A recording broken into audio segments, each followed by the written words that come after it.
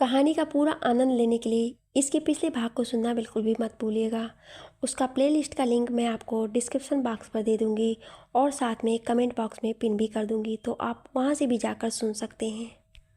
और हाँ, आप सभी से मेरा एक रिक्वेस्ट है कि आप सभी लोग कहानी को पूरा ज़रूर सुने।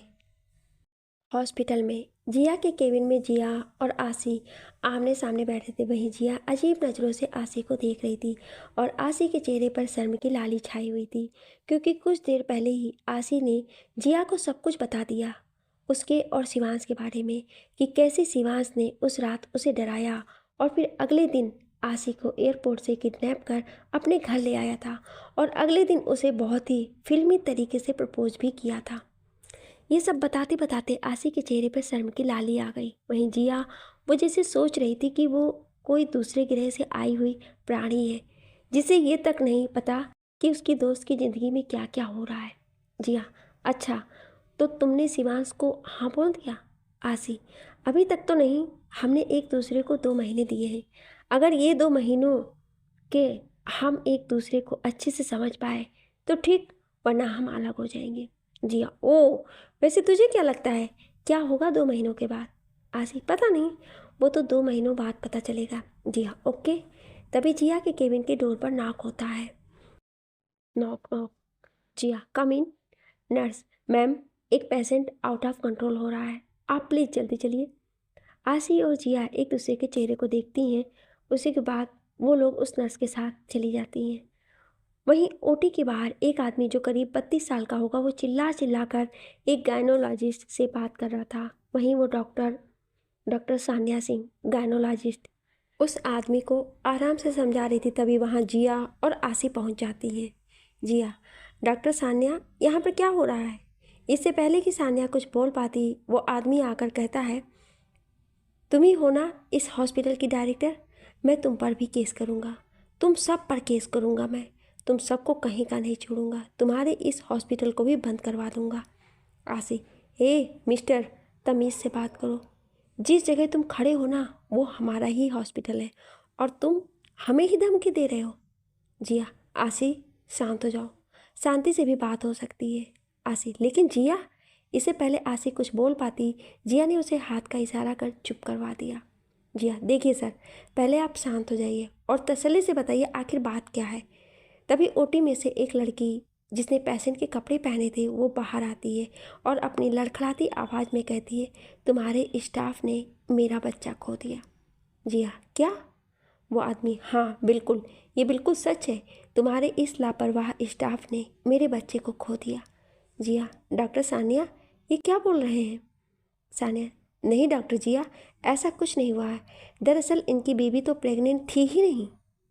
वो आदमी, तुम झूठ बोल रही हो, जब वो यहाँ आई थी तो उसका बेबी बम्प भी था, क्या वो भी झूठा था? सानिया, नहीं मिस्टर, ये फॉल्स प्रेगनेंसी के सिटिंग से, और आपने सोचा कि आपकी वाइफ प्रेग्नेंट है। वो लेडी, नहीं, तुम सब झूठ बोल रहे हो, मेरे बच्चे को कहीं छुपा कर आप मुझे बेवकूफ़ बना रहे हो। जी हाँ, देखिए मैम, पहले आप मुझे ये बताइए कि क्या आपने अपनी प्रेगनेंसी के टाइम किसी गायनोलॉजिस्ट से चेक करवाया है? क्या बच्चे की सोनोग्राफी हुई थी? वो आदमी, इससे सच नहीं छुपेगा, तुम सब लोग चोर हो, फेक हॉस्पिटल है ये, तुम सब ने यहाँ पर धंधा खोल रखा है। आसी, ए तुम्हारा दिमाग खराब है क्या, कुछ भी बोले जा रहे हो? जिया, आसी प्लीज़ शांत हो जाए यार। आसी, जिया, अब मैं शांत बिल्कुल नहीं रहूँगी, ये पागल आदमी कुछ भी उल्टा सीधा बोले जा रहा है। और तुम तो रुको, मैं अभी पुलिस को कॉल करती हूँ और तुम्हारी अकल ठिकाने लगवाती हूँ। वो आदमी, हाँ हाँ लगाओ, जिसे कॉल करना है करो, मैं भी कोई ऐरा गहरा नहीं हूँ, बहुत ऊपर तक पहुँच है मेरी। आसी, तेरी सारी पहुँच आज मैं निकालूंगी, बस तू रुक, मैं अभी पुलिस को कॉल करती हूँ। इतना कहकर आसी वहाँ से फ़ोन लेने चली जाती है। वहीं वो आदमी, वो तो जैसे पागल हो गया था। उस आदमी ने वहीं साइड में टेबल पर रखी नाइफ उठा ली और सारे डॉक्टर्स की ओर पॉइंट कर दी। वो आदमी, देखो, मुझे मेरा बच्चा वापस दे दो, वरना मैं यहाँ लाशें बिछा दूंगा। बहुत गुस्से में वो आदमी बोल रहा था। जी हाँ, देखिए सर, प्लीज़ आप शांत हो जाइए, हम आराम से बैठकर बातें कर सकते हैं। चिंता करते हुए जिया बोलती है। वो आदमी, क्या आराम से बात करोगे तुम लोग? कितने सालों बाद मुझे बच्चे की खुशी नसीब हुई थी। अब वो आदमी थोड़ा इमोशनल हो रहा था। उसकी बीवी पीछे से आकर उसे संभाल लेती है। वो आदमी घुटने के बल बैठ जाता है। वहीं जिया जैसे ही उसे शांत देखती है तो वो उस आदमी के पास जाकर वो चाकू लेने की कोशिश करती है, लेकिन तभी अचानक से वो आदमी अपने होश में आता है और चाकू जिया की ओर कर देता है और जिया के हाथ पर कट लग जाता है, जिससे जल्दी ही ब्लीडिंग होने लगती है। चोट लगने की वजह से जिया के मुंह से एक आह निकल जाती है। ऑफिस में रुद्राज इस वक्त एक मीटिंग में था। उसके सामने बैठे 6 से 7 लोग उसे ध्यान से सुन रहे थे। वहीं रुद्राज बड़ी ही शांत और बहुत फोकस तरीके से स्क्रीन पर देख रहा था और बाकी लोगों को उससे रिलेटेड बातें समझा रहा था। तभी अचानक से रूम का डोर धड़ाम की आवाज़ से खुलता है और शिवांश हाँफते हुए अंदर आता है। रुद्राज और बाकी लोग जो यहाँ बैठे थे वो सब बड़ी ही अजीब नज़रों से उसे देख रहे थे। शिवांश जल्दी चल, वो हॉस्पिटल में भाभी। शिवांश बहुत बुरी तरीके से हाँफ रहा था, जिससे वो कुछ बोल भी नहीं पा रहा था ढंग से। शिवांश की हालत समझते हुए रुद्राज ने टेबल पर रखा पानी उसे थमाया तो वो सारा पानी एक बार में ही पी गया। उसके बाद शिवांश फिर बोलता है, हॉस्पिटल चल, कोई पागल आदमी हॉस्पिटल में आया है और उसने भाभी पर चाकू से वार किया है। शिवांश का इतना ही कहना था कि रुद्राज की आंखें छोटी हो जाती हैं। गुस्से से उसकी नसें फूलने लगती हैं। तभी लंबे कदम लेते हुए रुद्राज जल्द ही रूम से बाहर चला जाता है और वहीं उसे पीछे पीछे शिवांश भी। कुछ समय पहले फ्लैशबैक। ऑफिस में शिवांश अपना काम कर रहा था। तभी उसके फ़ोन पर आशी का कॉल आता है। शिवांश बहुत खुश होकर कॉल उठाता है कि उसे फ़ोन लेकर दूसरे ओर से काफ़ी चिल्लाने की आवाज़ें आती हैं। इससे पहले कि शिवांश कुछ बोल पाता आशी बोलने लगती है, शिवांश जल्दी हॉस्पिटल आ जाओ, यहाँ कोई पागल आदमी आ गया है और बहुत शोर शराबा कर रखा है। और जो कुछ भी हुआ है वो सब शिवांश को बता देती है। कॉल कट होने ही वाली होती है कि तभी वहाँ से जिया की आवाज़ आती है चिल्लाने की और उसी वक्त आशी भी जिया का नाम पुकारती है। फ्लैशबैक इन। कुछ ही समय में दोनों हॉस्पिटल पहुंच जाते हैं। रुद्राज लंबे लंबे कदम लेते हुए आगे बढ़े जा रहा था कि तभी उसकी नज़र एक रूम पर पड़ती है जहां जिया बेड पर लेटी हुई थी और आशी उसके हाथ की पट्टी कर रही थी। रुद्राज अंदर चला जाता है। जिया की आंखें बंद थी तो उसने अभी तक रुद्र को नहीं देखा था, मगर आशी देख लेती है और उसके मुंह से बस एक ही शब्द निकलता है, जीजू। जीजू सुनते ही जिया की आंखें भी खुल जाती हैं और वो देखती है कि उसके सामने उसका हैंडसम पति खड़ा है जो हद से ज़्यादा गुस्से में लग रहा था। जिया के हाथ की पट्टी ऑलमोस्ट हो गई थी तो वो आशी रूम से बाहर निकलना ही बेहतर समझती है।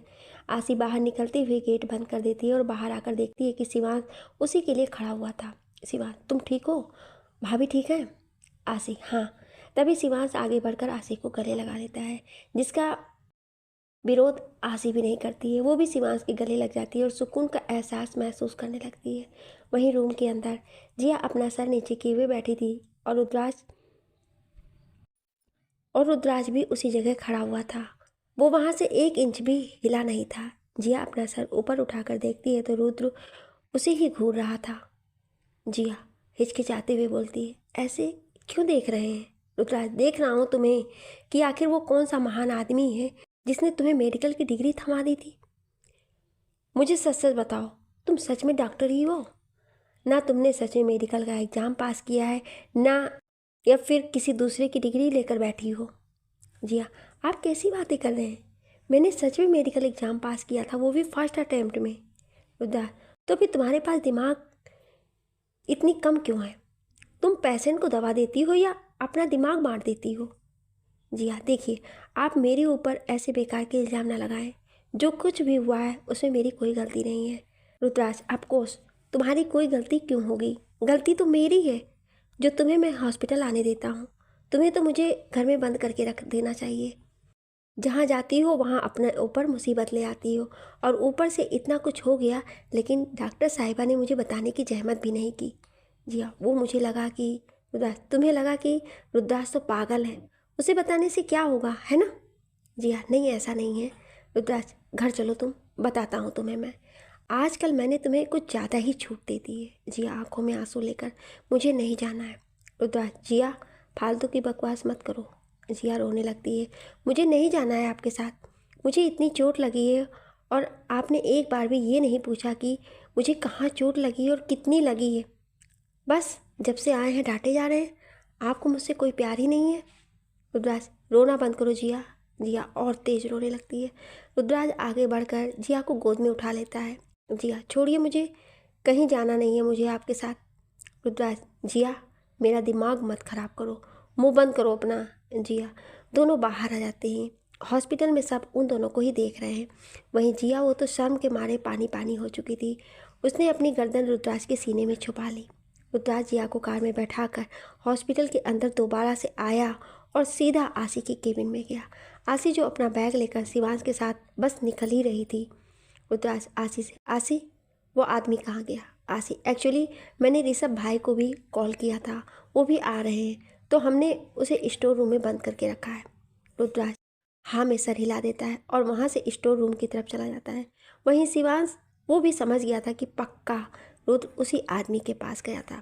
स्टोर रूम के बाहर बहुत भीड़ जमा हुई थी, क्योंकि वो आदमी स्टोर रूम का गेट खोलकर बाहर आ गया था और उसने वॉचमैन से लड़ाई करनी शुरू कर दी थी। रुद्राज उस भीड़ को चीरते हुए आता है और उस आदमी की कॉलर पकड़ के उसके चेहरे पर 2-3 मुक्के की बरसात कर देता है। तेरी इतनी हिम्मत कि तू रुद्राज सिंह ओबेरॉय की बीवी को नुकसान पहुंचाएगा?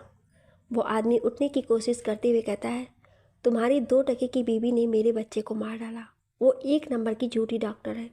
ये शब्द रुद्र के गुस्से में घी डालने के लिए काफ़ी थे। उसने उस आदमी को उठाया और सामने की दीवार पर धक्का दे मारा और फिर लगातार उसके चेहरे पर मुक्के की बरसात करने लगा, जिससे उसका चेहरा खून से भीग गया था। रुद्राज, रुक जाइए। यह आवाज़ जिया की थी। जब रुद्राज काफ़ी देर तक कार में वापस नहीं आया तो वो भी अस्पताल के अंदर चली आई और यहाँ आकर उसने सुना कि स्टोर रूम के बाहर 2 लोग बुरी तरह से लड़ रहे हैं। जब वो यहाँ आई तो यहाँ रुद्र था। रुद्राज अपनी लाल आंखें उठाकर जिया को देखता है, जो आंखों में आंसू लिए उसी को देख रही थी। रुद्र अपने दूसरे हाथों का इस्तेमाल कर उस आदमी के चेहरे पर एक और मुक्का लगाने ही वाला होता है कि उसके कानों में जिया की आवाज़ पड़ती है, जिससे वो अपनी जगह जम जाता है। रुद्र, आपको मेरी कसम है, अगर आपने उसे कुछ किया तो। इतनी सी लाइन रुद्र के लिए बहुत थी। रुद्र अपनी नज़रें उठाकर दोबारा से जिया को देखता है और फिर उस आदमी को वहीं धक्का देकर जिया के पास आता है। इस कमीने के लिए अपने आंसू बर्बाद करने की कोई ज़रूरत नहीं है। रुद्राज आगे बढ़कर जिया के आंसू पोंछने ही वाला होता है कि तभी जिया ने अपने हाथ बीच में कर दिया और 2 कदम पीछे ले लिए। जिया की आंखों से झरझर आंसू बह रहे थे और जिया अपने आंसू भरी हुई आंखों से रुद्राज के दोनों हाथों को देख रही थी, जो उस आदमी के खून से रंगे हुए थे। उसे समझ आ गया कि जिया उससे डर रही है। रुद्राज आगे बढ़कर कुछ और कह पाता कि तभी वहाँ कुछ पुलिस फोर्स लेकर ऋषभ आ गया। Mister Rudraj Singh Oberoi, you are under arrest. अपनी चालाकी भरी मुस्कान के साथ ऋषभ कहता है, रुद्र, इंस्पेक्टर तुम्हारा दिमाग खराब है या दिमाग ही नहीं है तुम्हारे पास? तुम्हें दिख नहीं रहा कि आखिर कौन है जिसे सलाखों के पीछे होना चाहिए? ऋषभ, मैं मानता हूँ कि उस आदमी ने गलत किया, लेकिन कानून को अपने हाथ में लेने के लिए आपको जेल होती है। जिया, भाई। ऋषभ, जिया तुम ठीक हो? तुम्हें कहीं चोट तो नहीं आई? जिया, भाई आप इन्हें जेल में नहीं डाल सकते। ऋषभ, जिया प्लीज़ मुझे मेरे काम करने दो। जिया रोते हुए रुद्राज को देखती है, जो बहुत गुस्से में ऋषभ को देख रहा था। इस समय वो अपनी बीवी के साथ होना चाहता था, उसे समझाना चाहता था, लेकिन ये दूरी उनके बीच और ज़्यादा मिसअंडरस्टैंडिंग बना देगी। जिया रुद्राज के करीब आती है। रुद्राज उसकी आंखों में देखता है और उसके माथे पर एक किस करता है। डोंट वरी जान, सब ठीक हो जाएगा। तुम बहुत जल्द मेरी बाहों में होगी, ओके? ये आंसू पोंछो। तुम्हें पता है ना, तुम्हारे आंखों में आंसू देखना मुझे पसंद नहीं है। जिया रोते हुए, रुद्राज प्लीज़ मत जाइए। रुद्राज, चुप हो जाओ। शिवांश की ओर देखते हुए, जिया को सेल्फी मेंशन पहुंचाओ। शिवांश हाँ में सिर हिला देता है। इसके बाद ऋषभ रुद्र को वहाँ से ले जाता है। वहीं जिया घुटनों के बल बैठ जाती है और रोने लगती है। आशी उसके पास आती है और उसे चुप करवाने लगती है। जिया प्लीज़ ऐसे रो मत, सब ठीक हो जाएगा। जीजू जल्दी ही जेल से बाहर आ जाएंगे, डोंट वरी। शिवांश भी आता है और जिया से कहता है, हाँ भाभी आप चिंता ना करें, भाई बहुत जल्द बाहर होंगे। इनफैक्ट वो कल सुबह तक आपके पास होंगे। वो रुद्राज सिंह ओबेरॉय हैं, कोई मामूली आदमी नहीं। आप चलिए मेरे साथ घर चलिए। जिया, नहीं मुझे मेरे रुद्राज के पास जाना है। शिवांश, भाभी प्लीज़ समझने की कोशिश कीजिए। इस वक्त आग की तरह ये बात फैल गई होगी कि रुद्राज जेल में है और उसके सारे दुश्मनों का सबसे पहला निशाना आप होंगे। प्लीज़ भाभी घर चलिए। आशी और शिवांश के समझाने पर जिया घर जाने के लिए मान जाती है। ओबेरॉय मेंशन में शिवांश ने अपनी गाड़ी मेंशन के बाहर रोकी और उसने जिया और आशी बाहर आए। रोने की वजह से उसका चेहरा बेहद लाल हो गया था, उसकी आंखें लाल हो रखी थी। आशी संभालते हुए जिया को अंदर लाती है और पीछे पीछे शिवांश भी अंदर आ रहा था। जिया ने अभी एक कदम ही रखा था कि तभी उसके कानों में नीलम जी कठोर आवाज़ में सुनाई देती है, जो कह रही थी, आ गई तुम? मेरे बेटे को अपने भाई के हाथों से जेल में पहुंचाकर वापस आ गई इसी घर में? जिया, उनकी इतनी कठोर बातें सुनकर उसकी आंखों में आंसू आ जाते हैं। ऐसा ऐसा नहीं है नीलम जी, चुप बिल्कुल। मेरा बेटा तुमसे शादी करके तुम्हें यहाँ लेकर आया, मैंने कुछ नहीं कहा, लेकिन अब तुमने अपनी औकात दिखाना शुरू कर दिया। जिस थाली में खाया उसी में छेद किया। इससे पहले नीलम जी कुछ और बोल पाती, शिवांश बीच में आकर बोलता है, आंटी प्लीज़, भाभी खुद शौक में है, आप इन्हें इसकी जिम्मेदार मत ठहराइए। और भूलिए मत, वो कोई आम लड़की नहीं है, वो मिसेज रुद्राज सिंह ओबेरॉय। उनके सामने रुद्राज की हिम्मत तक नहीं होती है कि वो उनसे कुछ उल्टा सीधा बोले, और आप। तभी वहाँ आशुतोष जी आ जाते हैं। बंद करो ये तमाशा, इस घर में इज्जतदार लोग रहते हैं, तो कृपा करके थोड़ा इज्जत से पेश आएँ। शिवांश की ओर देखते हुए, शिवांश तुम मेरे साथ आओ, मुझे बात करनी है तुमसे। शिवांश हाँ में सिर हिला देता है। शिवांश आशी से, तुम भाभी को कमरे में छोड़ कर आओ, मैं अंकल से बात करके आता हूँ, फिर साथ में घर चलेंगे। आशी हाँ में सिर हिला देती है। हॉस्पिटल में, यह शहर का दूसरा कोई हॉस्पिटल है। वार्ड 24 में रूही बेड पर लेटी हुई थी और सामने स्क्रीन पर कुछ ब्लैक एंड वाइट में घूमता हुआ नज़र आ रहा था। एक्चुअली आज रूही अपने बच्चे की सोनोग्राफी करवाने आई थी, तो वहीं स्क्रीन पर नज़र आ रहा था उसका बच्चा, जो कि क्लियरली विजिबल नहीं था। बस फिर भी रूही अपने बच्चे को महसूस कर पा रही थी। कुछ समय बाद रूही और एक फीमेल डॉक्टर आमने सामने बैठे थे। डॉक्टर, रूही आपका बेबी बिल्कुल ठीक है, आपकी प्रेगनेंसी में कोई भी कॉम्प्लिकेशन नहीं है। आज से ठीक 8 महीने बाद आपका बच्चा आपकी गोद में होगा। रूही, हाँ। इतना बोल रूही अपनी फाइल्स कलेक्ट करती है और वहाँ से जाने लगती है। तभी डॉक्टर उसे रोकते हुए कहती हैं, डॉक्टर, रूही आपके हस्बैंड कहाँ हैं? क्या उन्हें पता है कि आप प्रेग्नेंट हैं? रूही ये बात सुनकर चुप हो जाती है। कुछ समय बाद कुछ सोच कर कहती, हाँ उन्हें पता है। ये कहते ही रूही वहाँ से तुरंत चली जाती, क्योंकि वो नहीं चाहती थी कि डॉक्टर अब उससे कोई और सवाल करे और उसे उसका जवाब देना पड़े।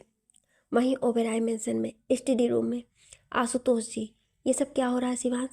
सारे पॉलिटिशियंस के मेरे पास फ़ोन आ रहे हैं, स्टॉक मार्केट में हमारे शेयर की रेट्स गिर गई है। शिवांश, रुद्र बहुत जल्द बाहर आ जाएगा, उसने कहा है तो वो बहुत जल्द आएगा बाहर, मुझे उस पर भरोसा है।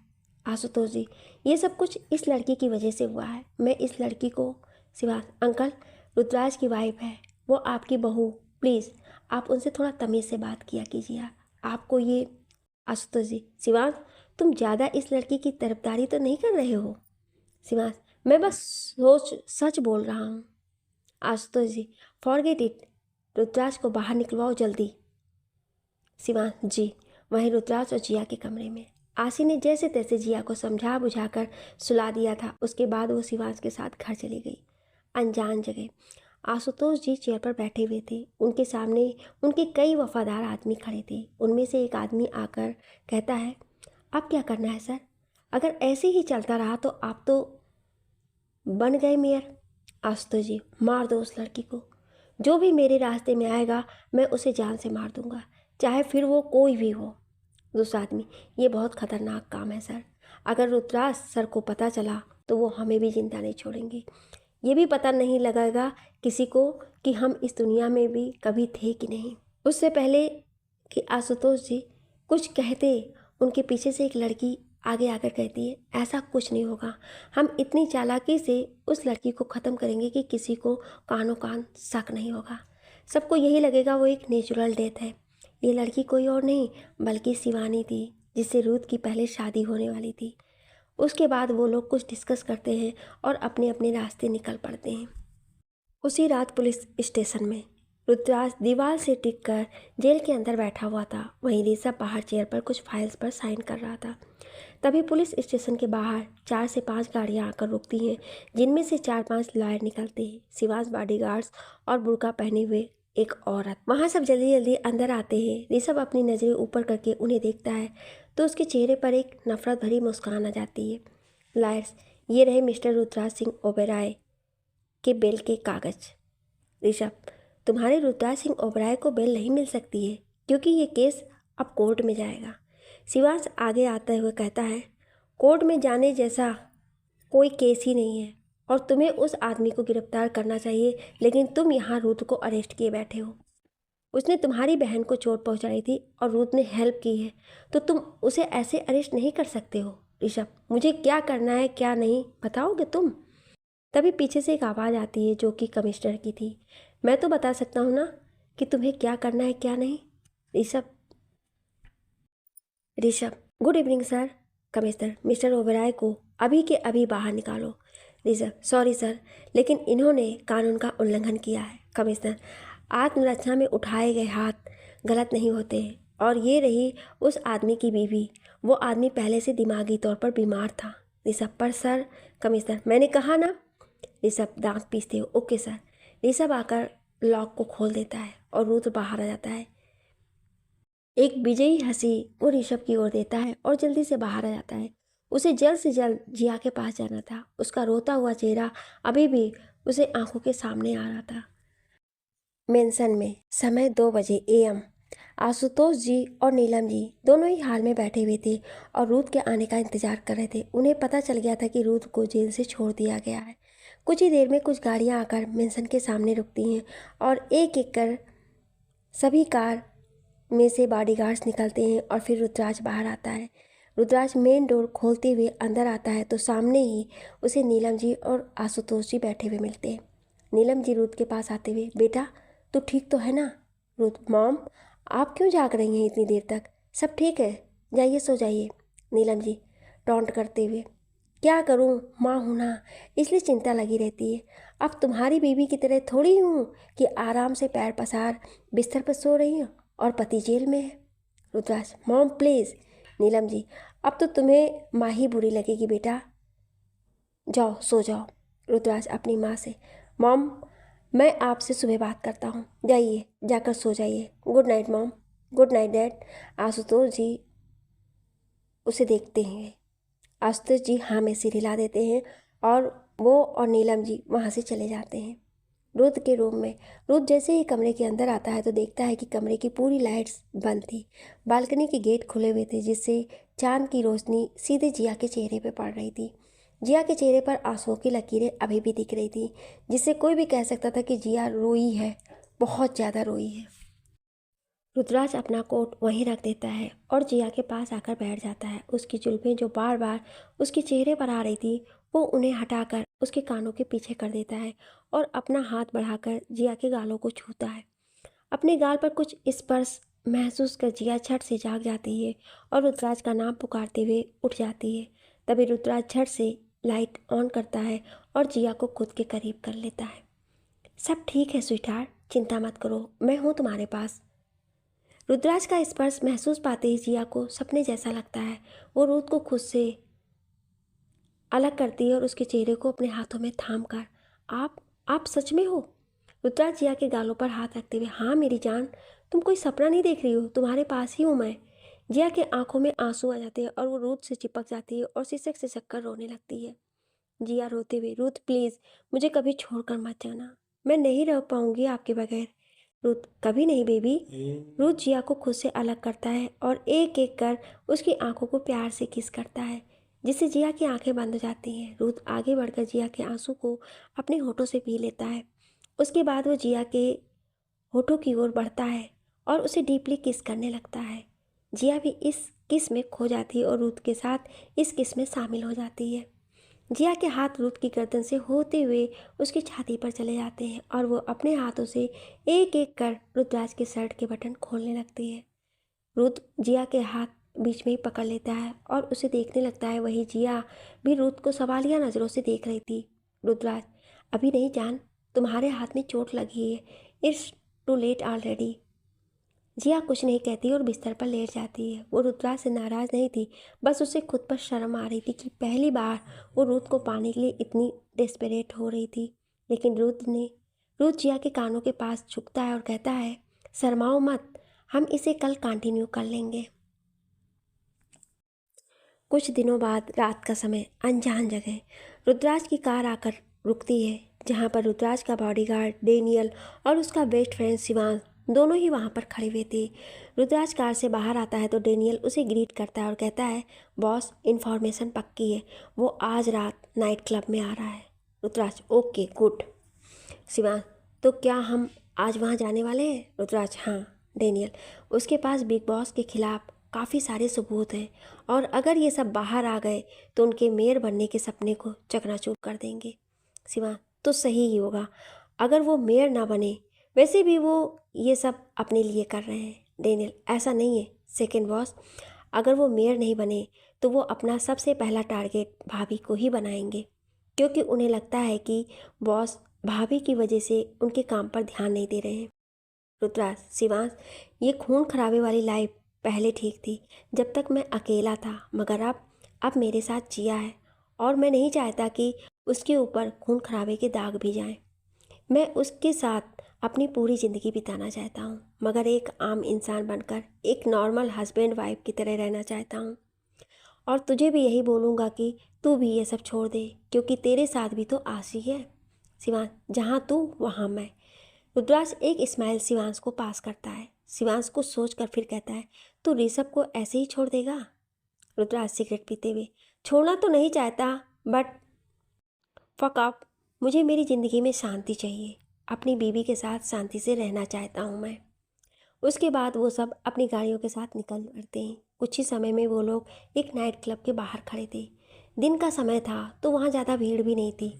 वो तीनों कार को पार्क करते हैं और वहाँ से अंदर की ओर चले जाते हैं। उन तीनों के घुसते ही एक लाल कोट पहने आदमी उनके पास आता है और उन्हें एक एक करके चेक करने लगता है। जब वो आदमी अच्छे से चेक कर लेता है तो उनके पास कोई गन या नाइफ वगैरह नहीं है, तो उन्हें अंदर जाने की परमिशन दे देता है और वो सब अंदर चले जाते हैं। एक प्राइवेट रूम के अंदर एक आदमी बैठा था जिसकी उम्र करीब 34-35 के बीच की होगी। उसके पास लाल कोट पहने काफ़ी लोग खड़े थे, उसके बॉडीगार्ड थे। रुद्राज, शिवांश और डेनियल तीनों उसी रूम में चले जाते हैं। रुद्राज और शिवांश जाकर उस आदमी के सामने वाले लगे हुए सोफे पर बैठ जाते हैं। वहीं डेनियल उनके पीछे खड़ा हो जाता है। वो आदमी जिसका नाम मलिक था, जो रुद्राज के सारे ड्रग्स को इंडिया से बाहर ले जाकर बेचता था, लेकिन एक दिन उसने रुद्र को दिखा दे दिया और तब से रुद्राज और मलिक जानी दुश्मन बन गए। मलिक एक बहुत बड़ा कैसनोवा था। उसका दिल हर रोज़ नई लड़की पर आया करता था। वो किसी भी लड़की का रेप करने से पहले एक बार भी नहीं सोचता था। आज रुद्राज और मलिक की मीटिंग आशुतोष जी ने फंस करवाई है, क्योंकि कुछ अंडरवर्ल्ड के लोगों के साथ मिलकर मलिक ने अपनी फ़ौज इकट्ठी कर ली थी। अब वो आराम से रुद्र के सारे इलीगल वेपन्स दूसरे देशों में भेज सकता है और इसी वजह से आशुतोष जी मलिक को अपनी साइड करना चाहते हैं। मलिक, तो तुम आ गए हो? रुद्राज, मिस्टर रुद्राज सिंह ओबेरॉय, सच कहूँ तो तुम्हें यहाँ देखकर मुझे बहुत बहुत खुशी हो रही है। रुद्राज, मुद्दे की बात करते हैं मलिक, मेरे पास वक्त नहीं है बर्बाद करने के लिए। मलिक, जनाब के पास वक्त नहीं है? रुद्राज, क्यों करोगे तुम हमारी मदद? आखिर क्या चाहिए तुम्हें हमारी मदद करने के बदले? मलिक, तुम्हारी मौत। रुद्राज, सपने देखना बुरी बात नहीं है, मगर सपने भी औकात में देखने चाहिए। मलिक, मुझे तुम्हारी मौत से कोई लाभ नहीं है, मुझे कुछ और चाहिए। रुद्राज, क्या चाहिए तुम्हें? मलिक, पीछे स्क्रीन पर देखो। तभी वहाँ की लाइट्स ऑफ हो जाती है और उस स्क्रीन पर कुछ तस्वीरें दिखाई देती हैं। बस ये 2 फोटो ही देखी थी कि रुद्राज ने वहाँ रखी वाइन बॉटल उठाकर उस टीवी स्क्रीन पर दे मारा। वहीं डेनियल और शिवांश भी खड़े हो जाते हैं। रुद्राज, तेरी इतनी हिम्मत कि रुद्राज के सामने उसकी बीवी के लिए बकवास करेगा? कुछ देर पहले मैंने जो बात की थी शायद वो तुझे समझ नहीं आई। मैंने बोला था कि अपनी औकात के बाहर के सपने मत देख। मलिक गंदी हंसी हंसते हुए, तेरी जान है इसलिए उसे मांग रहा हूँ। ज़्यादा दिनों के लिए नहीं, बस 1 हफ्ते के लिए। उसी के बाद उसे वापस ले जाना और देखो ये तो धंधा है, करना तो पड़ेगा। इस बात से रुद्राज को बहुत गुस्सा आता है और वो जाकर मलिक का कॉलर पकड़ लेता है और कहता है, तुम मेरी बीबी को छुएगा? और ऐसे ही उसने ना जाने कितनी गालियां उसे दे डाली। वहीं मलिक के गार्ड्स आगे आकर रुद्राज और मलिक को अलग करने की कोशिश कर रहे थे। ओबेरॉय मेंशन में रूही का कमरा।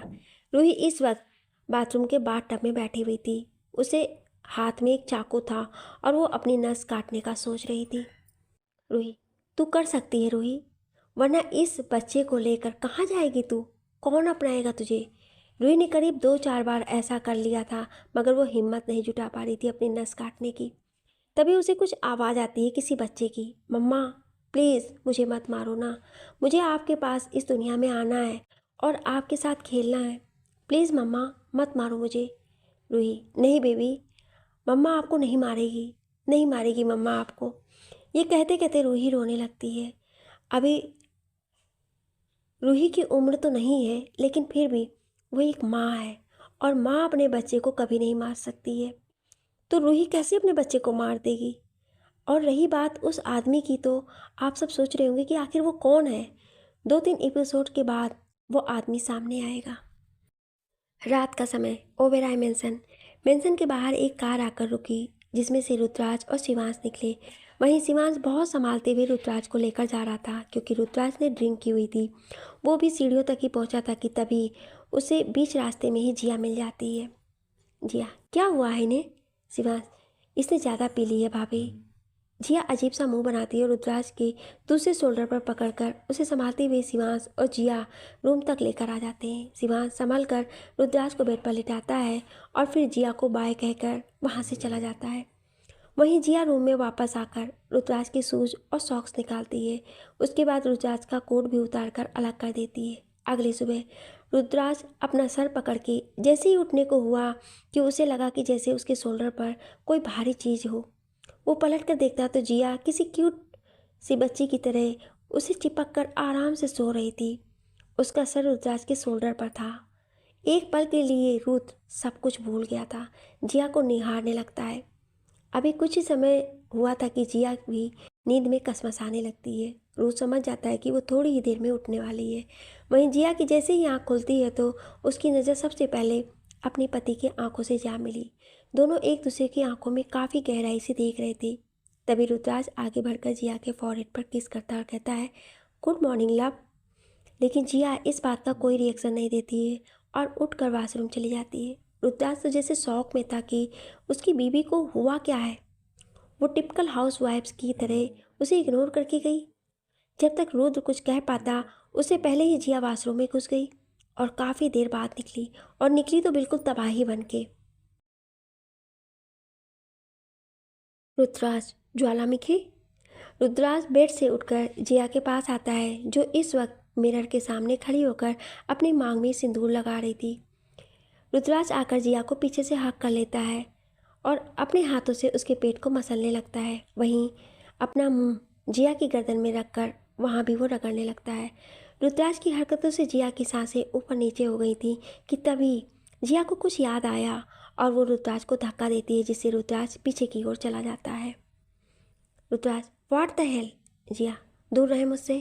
रुद्राज, सपने में भी नहीं। जिया, रुद्राज प्लीज़ दूर रहे मुझसे, मुझे आपसे कोई भी बात नहीं करनी है। रुद्राज, जिया ये क्या हरकत कर रही हो? क्यों मुझे सुबह सुबह गुस्सा दिला रही हो? जिया, मेरी इस हरकत से आपको गुस्सा आ गया? और कल रात आपने जो हरकत की थी उसका क्या? पता है कितनी ड्रिंक करके आए थे आप? वो तो भला हो शिवांश भैया का जो आपको सही सलामत घर छोड़ गए। आपको होश तक नहीं था रुद्राज, आप कितनी ड्रिंक कैसे कर सकते हैं? Rudras, baby I am sorry, मेरा कल मूड ख़राब था इसलिए I am really very very sorry. जान, जिया, रुद्राज मुझे छूने की कोशिश ना करे वरना अच्छा नहीं होगा। रुद्राज, लव मैं सॉरी तो बोल रहा हूँ, आई एम सॉरी यार, आगे से ऐसा नहीं होगा, आई प्रॉमिस। जिया, आप अच्छे नहीं हैं Rudras. Rudras, don't cry baby please, मैं तुम्हें रोते हुए नहीं देख सकता। जिया सामने से रुद्राज के गले लग जाती है। वहीं रुद्र भी जिया को अपने बाहों में समा लेता है। रुद्राज, वैसे तुम इतना बवाल बन के कहाँ जा रही हो? जिया, अगर आप घर पर होंगे तो आपको कुछ पता होगा ना, आज पूजा है घर में, दादी ने बोला था ये पहनने को मुझे। रुद्राज, ओ अगेन सॉरी। जिया, कबर्ड में आपके कपड़े रखे हैं, उन्हें पहनकर जल्दी नीचे आइए, मुझे काम है, मैं जा रही हूँ। रुद्राज, अरे मेरी जान रुको तो। जिया, नहीं रुद्राज, बहुत लेट हो गया, जाने दो। उसके बाद जिया वहाँ से चली जाती है और रुद्राज वाशरूम में नहाने चला जाता है। जिया नीचे आ जाती है और सबको काम में मदद करवाने लगती है। वहीं थोड़ी ही देर में सीढ़ियों से रूही उतर कर आ रही थी, जो लाइट पर्पल कलर के ड्रेस में काफ़ी सुंदर लग रही थी। ऐसे ही सब लोग धीरे धीरे नीचे आ जाते हैं, पंडित जी भी आ जाते हैं और पूजा शुरू हो जाती है। पंडित जी, पूजा में कौन बैठने वाला है, उन्हें बुलाइए। दादी जी, जिया बेटा, रुद्राज कहाँ है। जिया, पता नहीं दादी, मैं बुला कर लाती हूँ। दादी जी, हाँ जल्दी जाओ। जिया वहाँ से चली जाती है और ऊपर अपने रूम में जाती है, जहाँ रुद्राज फ़ोन पर किसी से बात कर रहा था। जिया, रुद्राज आप यहाँ। जिया इससे आगे कुछ बोल पाती है कि रुद्राज उसे शांत रहने का इशारा करता है, क्योंकि वो फ़ोन पर बात कर रहा था किसी ज़रूरी क्लाइंट से। जिया रुद की बात समझते हुए वहीं खड़ी हो जाती है और रुद को देखने लगती है कि कब वो कॉल से फ्री हो। तभी अचानक से रुद्राज जिया की कमर पकड़ के खुद के करीब कर लेता है।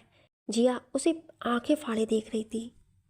रुद जिया को झटके से खुद के करीब कर लेता है, वहीं जिया आंखें फाड़े रुद को देख रही थी। रुद उसे एक आंख मार देता है और उसे इशारा करता है कि वो उसके गालों पर किस करे, मगर जिया मना कर देती, जिससे रुद और कसकर जिया की कमर को पकड़ लेता है। इस बीच रुद अपने कॉल पर भी बात किए जा रहा था और जिया के साथ प्यार भी किए जा रहा था। तभी डोर पर नॉक होता है, जिसे समझकर जिया रुद से दूर होने की कोशिश करने लगती है। रुद उसे छोड़ भी देता है।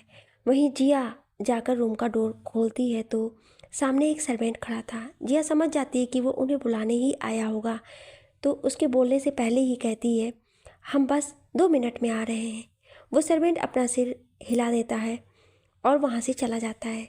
अब तक रुद की कॉल भी ख़त्म हो गई थी। रुद मिरर के सामने खड़े होकर परफ्यूम लगा रहा था। जिया वहीं पीछे खड़ी थी, जो अपनी साड़ी संभाल रही थी। रुद रेडी होकर जिया के सामने आता है और अपना एक हाथ उसके आगे कर, चले मैडम। जिया अपना हाथ उसके हाथ में रखते हुए कहती, हाँ। यही तो खास बात थी दोनों की, कि दोनों एक दूसरे से ज़्यादा देर दूर रह ही नहीं सकते थे, चाहे कुछ भी हो जाए। कुछ ही देर में दोनों नीचे आ जाते हैं और पूजा शुरू हो जाती है। धीरे धीरे समय बीत रहा था और समय के साथ साथ पूजा भी संपन्न हो जाती है। जिया और रुद्राज पूजा में से उठकर बड़ों का आशीर्वाद लेते हैं। उसके बाद सब जाकर हॉल में लगे सोफे पर बैठ जाते हैं। वहीं जिया किचन में जाकर सबके लिए प्रसाद एक ट्रे में सजाकर बाहर लाती है। सबको प्रसाद देने के बाद जिया वहीं दादी के पास बैठ जाती है। तभी एक सर्वेंट बाहर से आता है और रुद्राज के पास जाकर उसे एक एनवेलप दे देता है। वो सर्वेंट कहता है कि इसे अभी अभी एक लड़का देकर गया है। उस सर्वेंट की बात सब लोग सुन लेते हैं। तभी दादी जी कहती हैं, क्या है इसमें रुद्राज। रुद्राज, पता नहीं दादी, देखता हूँ। रुद्राज उसे खोलकर देखने लगता है। उसमें एक हॉस्पिटल की रिपोर्ट थी। जैसे जैसे रुद्राज उस रिपोर्ट को पढ़ रहा था, उसकी आंखें गुस्से से जल रही थी। सब लोग उसके एक्सप्रेशन नोट कर रहे थे कि वो समझ रहे थे कि ज़रूर उस एनवेलप में कुछ ऐसा है जो नहीं होना चाहिए था। आशुतोष जी, क्या हुआ रुद, क्या है इस एनवेलप में। रुद गुर्राते हुए, रूही। सब लोग डर के मारे खड़े हो जाते हैं। वहीं जिया तो कांप जाती है, क्योंकि पहली बार उसने रुद्र को इतने गुस्से में देखा था। नीलम जी, क्या हुआ है रुद्र, तुम इतने गुस्से में क्यों हो। रुद्र, रूही कहाँ है मॉम। नीलम जी, अरे पर। नीलम जी इतना ही कह पाए कि अचानक से रुद्र के चिल्लाने की आवाज़ आई, रूही। रूही सीढ़ियों से दौड़ते हुए आ रही थी। ऐसे अचानक से चिल्लाने पर वो भी डर गई थी, इसलिए वो भी दौड़ते हुए आ रही थी। वहीं जिया तो शांत खड़ी थी एक कोने में। रूही नीचे आकर, क्या हुआ भैया आप। रुद्र पेपर रूही के हाथ में रखते हुए, क्या है ये सब। रूही एक नज़र पेपर में देखती है और घबरा जाती है और रोती हुई कहती, भाई मैं आपको बताने ही वाली थी। नीलम जी, अरे तुम लोग किस बारे में बात कर रहे हो, ये तो बताओ। दादी जी, क्या बात हो गई है रुत। रुत, पूछिए अपनी लाडली से, क्या करके आई हैं। दादी जी, रूही तू ही बता दे क्या बात है। रूही, भाई प्लीज़। रुत, आपकी लाडली प्रेग्नेंट है, वो भी 1 महीने से। रुत की बात सुनकर सब बिल्कुल शॉक थे। उसे समझ ही नहीं आ रहा था कि वो क्या कहे। दादी जी, कितना घटिया मजाक है ये रुत। रुत, दादी ये है पेपर्स, पढ़ लीजिए। नीलम जी पेपर लेकर पढ़ने लगती हैं। जो भी रुत ने कहा था वो सब सच में सच था। नीलम जी पेपर के साथ घुटनों के बल गिर जाती हैं और रोने लगती हैं। क्या कमी रह गई थी मेरे लाड प्यार में जो आज मुझे ये दिन दिखाया? रूही, मम्मा मम्मा प्लीज़ प्लीज़ मेरी बात सुने। नीलम जी धक्का दे देती हैं रूही को। वहीं वो दादी जी सोफे पर बैठ जाती हैं। रूही अपनी दादी के पास आकर, दादी दादी आप तो मेरी बात सुने दादी, मैं आपको सब समझाती हूँ। दादी जी, मत बोल मुझे दादी, आज तूने मेरा विश्वास तोड़ दिया। रूही वहीं बैठकर रोने लगती है। तभी उसकी नज़र अपने पापा पर पड़ती है। वो उनके पास जाकर, पापा पापा प्लीज़ आप तो मेरी बात सुने, मैं तो आपकी प्रिंसेस हूँ ना। तभी आशुतोष जी धक्का दे देते हैं और रूही जिससे वो वहीं गिर जाती है और वहीं बैठकर रोने लगती है। तभी जिया आगे आकर रूही को उठाती है। जिया, रूही तुम ठीक हो? प्लीज़ शांत हो जाओ। तभी अचानक से रूही जिया को धक्का दे देती है और चिल्लाकर कहती है, दूर रहिए मुझसे, ये सब तुम्हारी वजह से ही हुआ है। वहीं जिया खुद को ठगा हुआ सा महसूस कर आंखों में आंसू लिए रूही को देख रही थी। वहीं बाकी घर वाले भी शौक थे रूही के बात से। रूही ने ऐसा क्यों कहा कि जो कुछ हुआ है वो जिया की वजह से हुआ है? जानने के लिए सुनिए अगले भाग में। Thank you.